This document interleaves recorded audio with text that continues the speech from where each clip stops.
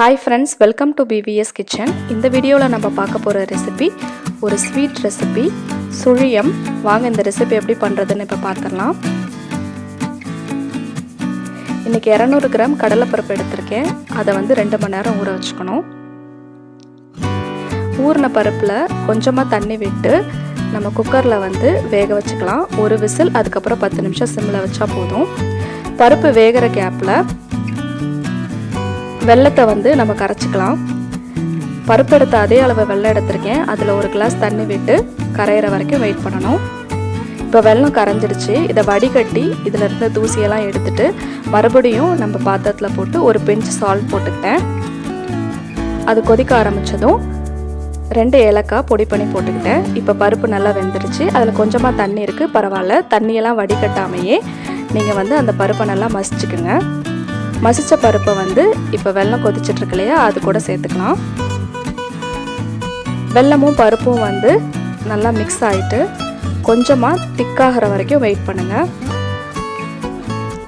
இதுக்கு ரொம்ப நேரம் எடுத்துக்காது, ஒரு 4 நிமிஷம் 5 நிமிஷம் எடுக்கும், அவ்வளோதான். இப்போ 2 நிமிஷம் ஆயிடுச்சு. சிம்மில் வச்சுட்டு கிளறி விட்டுக்கோங்க. இப்போ பார்த்தீங்கன்னாவே தெரியும், நல்லாவே திக்காயிடுச்சு. இந்த ஸ்டேஜில் நம்ம வந்து அரை மூடி தேங்காய் திருகி வச்சுருக்கேன், அதை சேர்த்துக்கலாம்.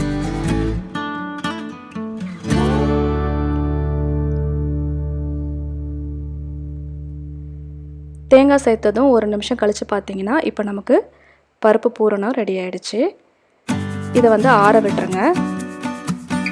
ஸோ இந்த பருப்பு பூரணத்தை வச்சு நீங்கள் பருப்பு போலி பண்ணலாம், கொழுக்கட்டை பண்ணலாம்.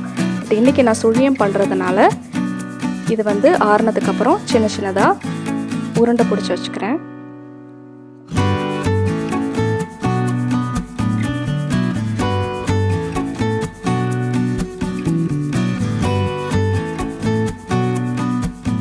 இந்த உருண்டையை வந்து நம்ம டிப் பண்ணி போடுறதுக்கு ஒரு மாவு ரெடி பண்ணிக்கணும். அதுக்கு வந்து 5 டேபிள் ஸ்பூன் மைதா, அந்த மைதா மாவுக்கு தேவையான அளவு உப்பு, அதுக்கப்புறம் அரை கிளாஸ் தண்ணி. நீங்கள் ஃபஸ்ட் டைம் பண்ணுறதா இருந்தால் தண்ணி கொஞ்சம் கொஞ்சமாக சேர்த்துட்டு தோசை மாவு பதத்துக்கு இந்த மாவை கரைச்சிக்கோங்க.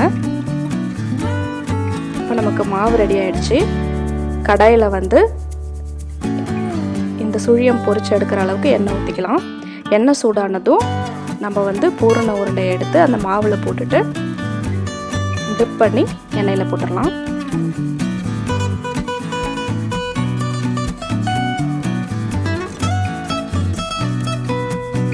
ஒரு நிமிஷம் 2 பக்கமும் வெந்ததுக்கப்புறம் நீங்கள் எடுத்துடலாம்.